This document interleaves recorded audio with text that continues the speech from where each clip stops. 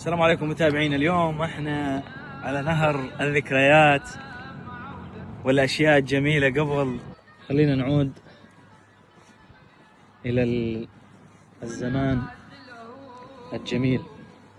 شوف النواعير وهاي النواعير منو ما يذكرها. هذا فندق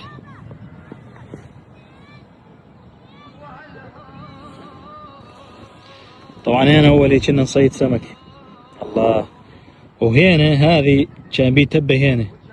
لا تقولوا لي واحد من الحسكه وما جاء ضرب سبول من هنا ومن الناعوره هاي الصغيره والفوق.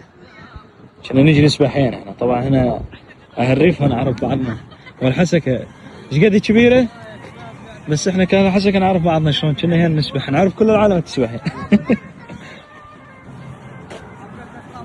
شوف هذا لقيناه هنا. عشت. طبعا هذا جسر النشوة.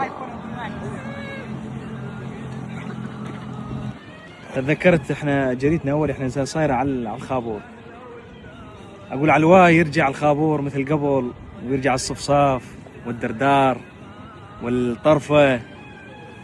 الساكنين حوالي الخابور يعرفون شنو هاي انواع النباتات اللي قلت. شوف على الواي ترجع ذيك الايام.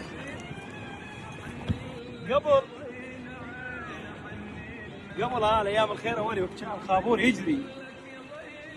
انه بيكم سوى شوي هيك الخابور ونزل على رجلينا وقمنا نتشرع. طبعا هاي نقولها باللغه العاميه نشرع، انه نقعد على ركبنا ونشرب على مي الخابور. طبعا انا واحد الناس انا شربت مي الخابور. هسه تقولوا لي غليص وينه؟ غليص جيت عليه قاعد تو الساعه 12 والله تعبان. شنو من النوم للساعه 12 نايم. اقول له مش نروح على الخابور نشوف الربيع؟ يقول والله تعبان من النوم. صلاتك عندي شويقي على عيوني، لو ان لحظات تغيب الساعة واحس الدنيا مو دنيا سراب، وليل عمر غربة ودمع حرام. صلاتك عندي شويقي على عيوني، لو ان لحظات تغيب الساعة واحس الدنيا مو دنيا سراب، وليل عمر غربة ودمع حرام.